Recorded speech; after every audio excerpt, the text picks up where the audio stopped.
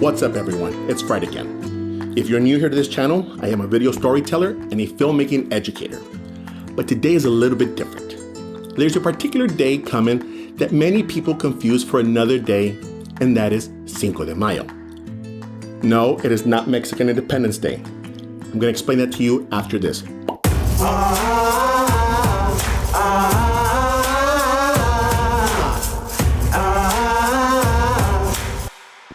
I'm going to make this video short and explain to you exactly what Cinco de Mayo is, in a nutshell.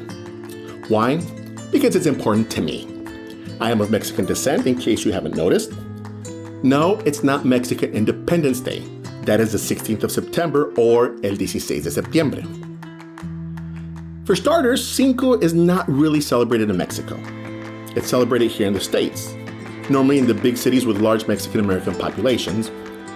In 1861, Benito Juarez, a lawyer and member of the indigenous Zapotec tribe, was elected president of Mexico. At the time, the country was in financial ruin after years of internal strife. Basically, they spent a lot of their money on war.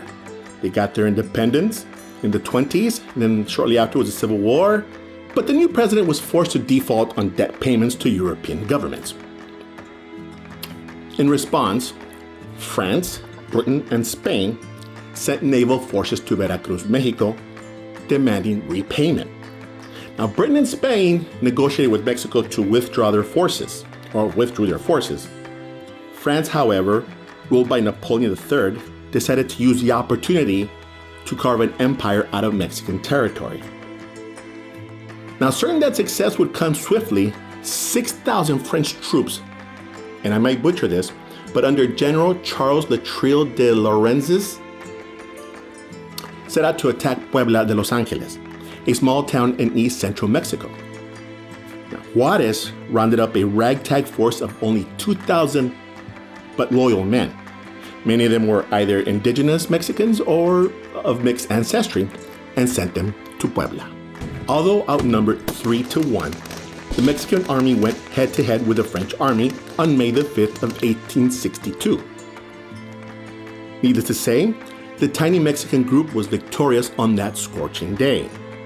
With a little help from the northern neighbors, the US, Mexico won the war and the French withdrew their military in 1867. Pow! So you're probably wondering, what do we celebrate? In part because many of us identify with the victory of the indigenous Mexicans such as Juarez over European invaders during the Battle of Puebla.